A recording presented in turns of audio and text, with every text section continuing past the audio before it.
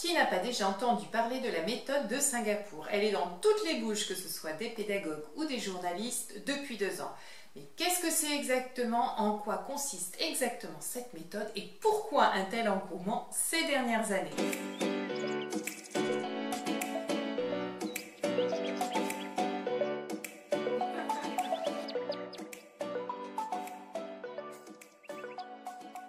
Bonjour, je m'appelle Karine Garnier, je suis la fondatrice de Cap Réussir, la communauté de tous ceux qui veulent aider les enfants et les jeunes à apprendre, progresser et réussir. Et aujourd'hui, nous allons nous intéresser à une méthode d'enseignement des mathématiques bien connue, la méthode de Singapour. Est-ce que vous avez remarqué qu'on en entend beaucoup parler ces 2 dernières années? D'ailleurs, est-ce que vous en avez entendu parler? Ça m'intéresse de savoir. Peut-être que moi j'ai l'impression qu'on l'entend partout, mais qu'en fait c'est inconnu du grand public. Donc n'hésitez pas, mettez-moi un petit commentaire pour me dire si vous avez déjà entendu parler de cette méthode. Alors, pour être honnête, je dois vous dire que moi cette méthode, ça fait à peu près un an et demi que j'en ai entendu parler. Avant, je ne connaissais pas du tout. Et puis un jour, mes collègues de classe sont revenus d'un stage en me disant « Tu connais la méthode de Singapour? Tu connais la méthode de Singapour ?» Eh bien non, je ne connaissais pas la méthode de Singapour. Et puis après, à la rentrée suivante, regardez, on a eu des spécimens qui nous présentaient la méthode de Singapour.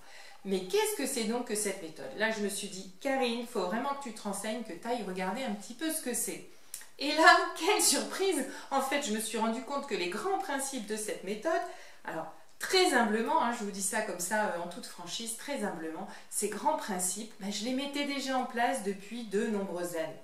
Bon, on va voir que c'est pas que j'étais connectée comme ça en télépathie avec Singapour. Non, non, c'est pas extraordinaire du tout.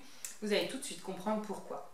Alors, pourquoi tous les médias, que ce soit Le Point avec son hors-série spéciale sur la méthode de Singapour, mais aussi Le Monde, Le Figaro, France Culture, RTL, pourquoi tous les médias parlent de cette méthode ces dernières années? Eh bien, en fait, c'est lié au rapport qui a été commandé par le ministre de l'Éducation nationale, le rapport qu'on appelle Villani-Torossian. Voilà, je vais essayer de ne pas écorcher son nom. Donc, c'est un rapport sur l'enseignement des mathématiques en France, donc, qui a été mené par Villani, qui est député de l'Essonne, et Torossian, qui est inspecteur général. Il a été remis le 12 février 2018 au ministère de l'Éducation nationale, au ministre Jean-Michel Blanquer. Et dans ce rapport, il est question du niveau inquiétant des élèves français en mathématiques. Et une des 21 mesures préconisées dans ce rapport, c'est justement d'utiliser la méthode de Singapour. Donc vous comprenez sûrement mieux pourquoi on en entend parler effectivement depuis ces dernières années. Alors on va tout de suite voir pourquoi il est question de cette méthode dans ce rapport, en quoi elle consiste exactement. Mais avant, je vais vous demander de bien vouloir vous abonner à la chaîne YouTube de Cap Réussir pour ne louper aucune vidéo. Je sors normalement en général une vidéo chaque semaine, toujours autour du thème des apprentissages, mais que ce soit sur les difficultés scolaires, l'organisation. Prochainement, on verra comment utiliser un ENT, espace numérique de travail, comment utiliser un planeur, etc. Donc, on n'oublie pas de s'abonner et de cliquer la petite cloche de notification. Alors, si Cédric Villani et Charles Torossian nous parlent de cette méthode de Singapour dans leur rapport, c'est qu'ils sont allés faire un petit tour à l'international, qu'ils ont comparé les résultats des élèves français avec, ils ont utilisé les études qui comparent les résultats des Français avec les autres enfants, les autres élèves à l'international. Donc, le titre du chapitre, que faut-il apprendre des pratiques les plus concluantes, notamment à l'international? Et il commence avec le cas de Singapour. En une génération, la République de Singapour est passée d'une économie tiers-monde à un des plus hauts niveaux de prospérité. La plupart des indicateurs montrent que ces élèves sont excellents dans toutes les disciplines. Et oui, toutes, c'est-à-dire même les mathématiques.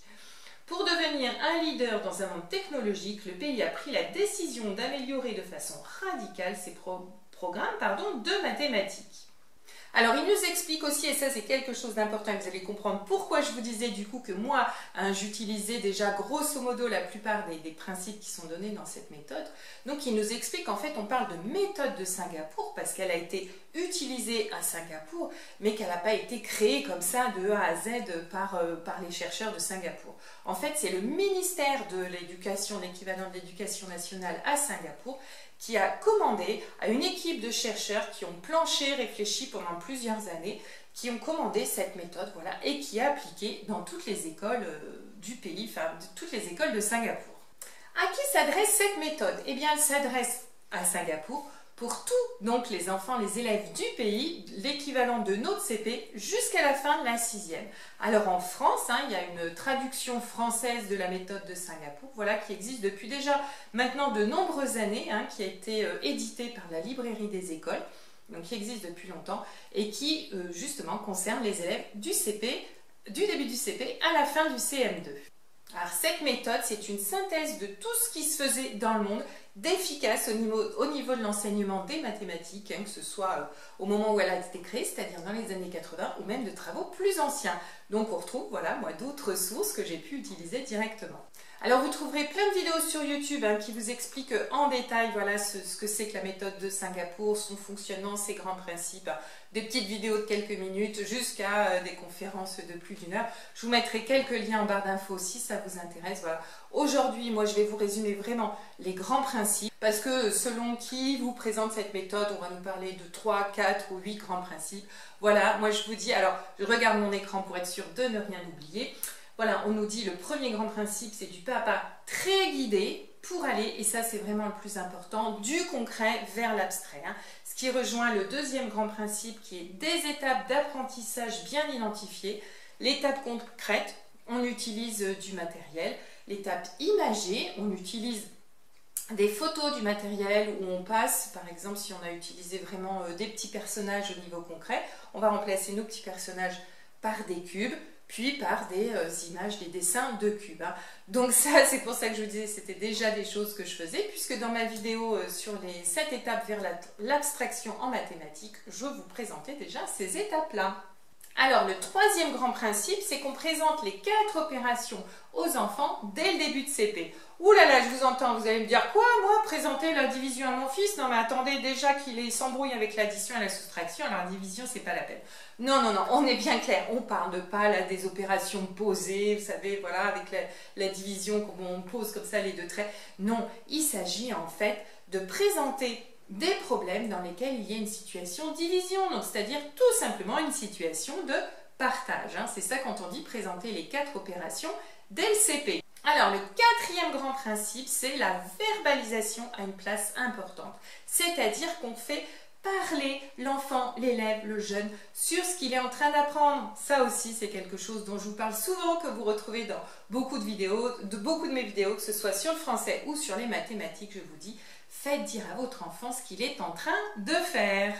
Alors j'aime beaucoup la formule de Monica Nigoy, je ne sais pas comment on prononce son nom, qui est un petit peu l'ambassadrice de la méthode de Singapour en France, qui nous parle du haut-parleur de ses pensées, mettre un haut-parleur sur sa pensée. Voilà, quand on parle de verbaliser, c'est vraiment tout à fait ça.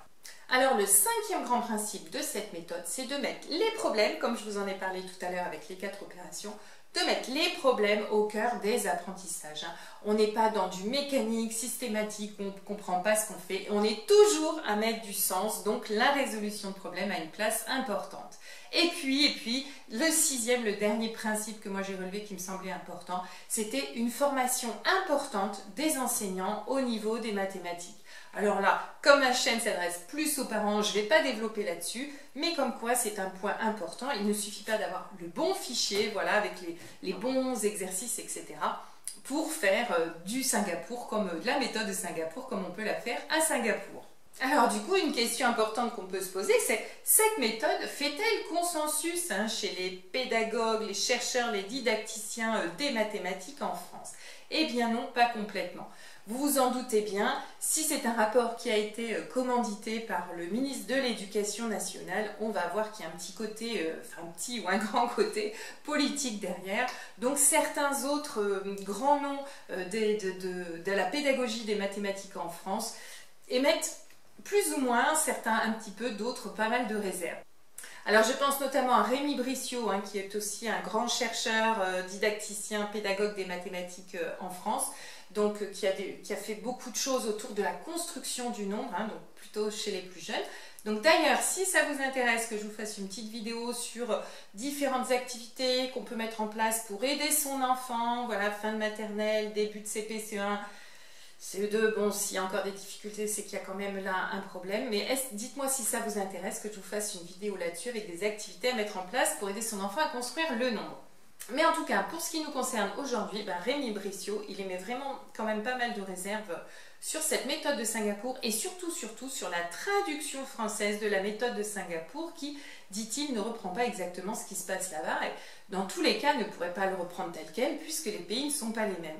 Vous avez aussi des mouvements d'éducation tels que Mouvement Freinet qui s'interroge aussi sur le côté un petit peu chemin unique, vous voyez, façon de penser unique, voilà, où tous les enfants passeraient par l'étape A, puis l'étape B, plus l'étape C, etc. Et où chacun ne pourrait pas construire sa pensée comme il veut. Donc il s'interroge aussi par rapport à ce côté-là et qui propose aussi d'autres activités en mathématiques. Et puis aussi, bien entendu, surtout par rapport à ce rapport qui préconise d'utiliser cette méthode dans les écoles françaises, là, la grande question de la liberté pédagogique se pose, mais on ne va pas développer là-dessus aujourd'hui. Bon alors, au final, on l'utilise, cette méthode de Singapour ou pas? Moi, je vous dirais pourquoi pas, si vous voulez. Elle a des côtés quand même franchement intéressants, hein, tout ce que je vous ai expliqué, aller du concret à l'abstrait, avec plusieurs étapes comme ça, utiliser la verbalisation, utiliser la résolution de problèmes. Alors après, si vous achetez en plus comme ça les fichiers, les méthodes, c'est vraiment du clé en main, enfin... Voilà, les fichiers sont vraiment bien faits, ils sont clairs. Enfin, je ne vais pas revenir sur toute l'étude que je vous avais fait des cahiers de vacances et des cahiers d'entraînement. Enfin, ceux-là, ils font partie vraiment de la gamme que je trouve très claire. Donc, pourquoi pas? Mais j'ai envie de vous dire quand même qu'un petit peu suite sans doute à ce rapport, au programme, etc., on a beaucoup d'éditeurs de manuels scolaires mathématiques qui reprennent ces grandes idées de manipuler, verbaliser, représenter, abstraire. Voilà. Je vous montre ici quelques exemples dans les guides du maître que j'utilise avec mes deux classes, celle de CP et celle de CE1, CE2. Donc c'est quelque chose qu'on retrouve maintenant finalement un petit peu partout. Et puis aussi, l'autre chose qui me semble important si vous décidez d'utiliser cette méthode, c'est comme tout, c'est comme toute méthode, que ce soit une méthode pédagogique mais même autre chose, il est important de l'utiliser complètement. C'est pas juste de se dire je vais prendre le fichier, je vais faire quelques exercices, les pages sont colorées, elles vont plaire à mon enfant et puis hop c'est bon, ça va tout régler, il aura compris les mathématiques, si vous êtes en train de lui apprendre ou il aura réglé ses difficultés. Non, hein. Une méthode, c'est comme toujours, elle s'utilise dans son ensemble. Donc c'est pour ça que moi j'aimais quand même, enfin bon, je ne suis pas allée les regarder de vraiment très près, donc voilà, je ne peux pas trop détailler là-dessus, mais j'ai mis une réserve sur plus les fichiers destinés aux familles, au soutien scolaire, parce que moi de ce que j'ai vu quand même là, on est quand même dans un fichier pur et dur, hein. Il n'y a pas le matériel, les activités préparatoires avec de la vraie manipulation qui sont fournies ou expliquées dans ces fichiers.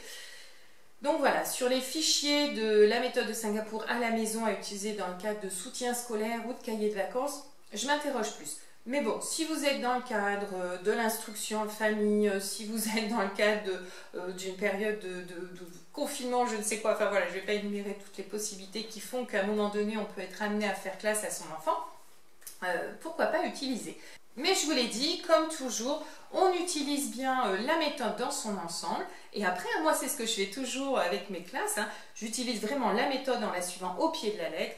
Et après, des fois, elles me plaisent, donc je continue à les utiliser, pardon. Et du coup, j'ai nettement moins besoin du guide du maître, etc. Puis des fois, comme c'est arrivé une fois l'année dernière avec une méthode que je ne citerai pas, mais qui est très plébiscitée chez beaucoup d'enseignants, je n'ai pas du tout adhéré. Donc j'ai laissé tomber, mais avant de laisser tomber, voilà, je l'ai vraiment essayé jusqu'au bout.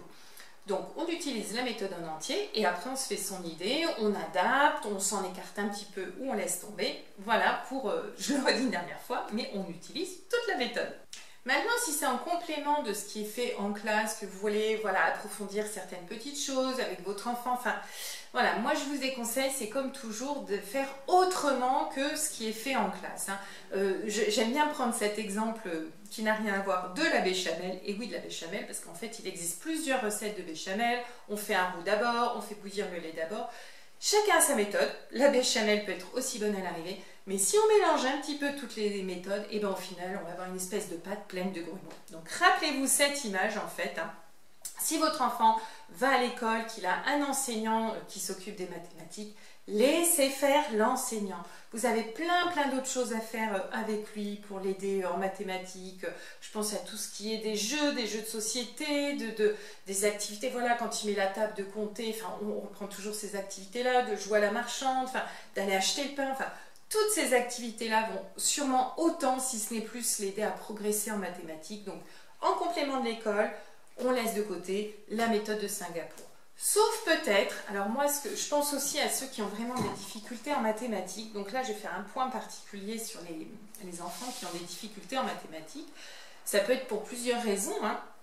Et justement, ce qui est déjà intéressant avant de se dire « Bon allez, je vais prendre la méthode de Singapour pour résoudre ces difficultés », c'est de se poser la question « Mais d'où viennent ces difficultés hein ?» Dans ce cas-là, je ne vais pas développer aujourd'hui, hein. Dites-moi si ça vous intéresse aussi une vidéo sur tout ce qui est grosses difficultés en mathématiques, voire sur la dyscalculie aussi, hein. Je pourrais vous faire une vidéo là-dessus si ça vous le dit. Mais n'hésitez pas à aller voir des orthophonistes pour faire un bilan logico-mathématique, n'hésitez pas à voir aussi des psychologues pour faire un bilan psychologique. Souvent on dit que les mathématiques peuvent être liées aussi à des difficultés psychologiques, donc ne foncez pas tête baissée dans un nouveau fichier en vous disant que ça va tout résoudre. Hein. La méthode quelle qu'elle soit, voilà, quand il y a des difficultés plus importantes, ne va sans doute pas suffire. Maintenant, si pour une raison ou une autre, il se trouve que votre enfant a des lacunes en mathématiques, hein, s'il a décroché à un moment donné, ça peut être, le confinement qui s'est mal passé, la fin de l'année, voilà, il n'a pas eu les bases comme il aurait dû, mais sans difficulté particulière à côté, ou un événement familial, un divorce, un déménagement, enfin voilà, des choses comme ça qui font ou une maladie, enfin voilà, une hospitalisation, enfin. Je ne vais pas tout énumérer, mais bref, à un moment donné, si votre enfant a un petit peu lâché le cursus ordinaire, enfin la progression ordinaire, pourquoi pas dans ces cas-là, effectivement, se dire, pendant les vacances, c'est toujours pareil, c'est s'il est d'accord avec son accord, se dire, on va se faire un petit stage mathématique et on va utiliser la méthode de Singapour. Dans ces cas-là, vous pouvez le faire vous, pourquoi pas, ou faire appel à un enseignant, à des cours de soutien scolaire, etc., en demandant si c'est possible d'utiliser la méthode de Singapour. Dans ces cas-là, pourquoi pas? Moi je dis pourquoi pas. Donc si on résume, hein, concernant cette méthode, c'est une méthode qui s'adresse aux enfants du CP au CM2, qui utilise la manipulation, qui va de la manipulation jusqu'à l'abstraction, qui invite aussi beaucoup à verbaliser, mettre un haut-parleur sur sa pensée, rappelez-vous, et qui met beaucoup la résolution de problèmes au cœur de la méthode, justement. Et moi, je vous propose de l'utiliser si vous êtes dans le cas de l'instruction en famille ou voilà, un cas particulier d'école à la maison, ou pour une petite remise à niveau, un petit stage, si ce ne sont pas des difficultés scolaires importantes qui sont installées. Alors, pour finir, où peut-on trouver ce matériel, hein, ces fichiers que j'ai là, ces livres du maître dont je vous parle, etc. Eh bien, depuis très longtemps, hein, depuis, je crois, 2008 peut-être bien, la librairie des écoles, voilà, c'est celui-là, propose la méthode complète pour chaque année de l'école primaire. Et dernièrement, depuis l'année dernière, il y a aussi les éditions Bordas, qui se sont mis donc à mettre en place un fichier qui s'appelle les maths avec Léonie, donc c'est la méthode de Singapour. Alors l'année dernière, voilà, il n'y avait que le CP de sortie et je ne suis pas allée vérifier, donc je le ferai voilà, avant le montage de la vidéo, je ne suis pas allée vérifier s'il y avait d'autres niveaux de classe qui sont sortis. Alors si ça vous intéresse de vous procurer ces fichiers, cette méthode dans son ensemble, je vous mets un petit lien dans la barre d'infos. Et oui, vous savez que c'est un lien affilié vers Amazon, ce qui fait que je touche une toute petite commission, mais ce qui me permet justement d'acheter d'autres choses pour Cap Réussir, d'autres jeux, fichiers à tester, à vous présenter, ou par exemple aussi des lots pour les concours que je peux organiser de temps en temps. Donc voilà, si vous avez envie de soutenir Cap Réussir, ça peut être aussi une façon, c'est d'utiliser le lien affilié sur Amazon. Et en parlant de soutenir, et bien justement, je vous le redis, n'oubliez pas de vous abonner, de liker, hein, c'est important pour moi, voilà, de cliquer sur ces petits pouces qui nous encouragent à continuer, de commenter, de partager, tout. Pourquoi on dit ça à chaque fois? Parce que c'est comme ça que YouTube mesure si une vidéo vaut le coup d'être présentée à d'autres, hein, si elle vaut le coup d'être suggérée à d'autres parents, c'est en fonction de tout ce qui se passe autour de la vidéo. Donc si vous pensez que ce que je raconte peut intéresser d'autres familles, peut aider d'autres familles à aider les enfants et les jeunes à apprendre, progresser et réussir, eh bien n'oubliez pas de faire tout ce que je vous propose, tout ce dont je viens de vous parler, pardon.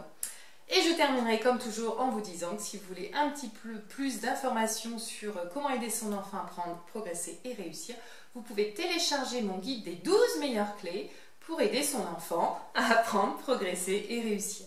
J'y fais un petit peu le point, un topo rapide sur la concentration, la mémorisation, l'autonomie, etc., etc. Voilà, ce sera tout pour aujourd'hui. On se retrouve la semaine prochaine. Bye!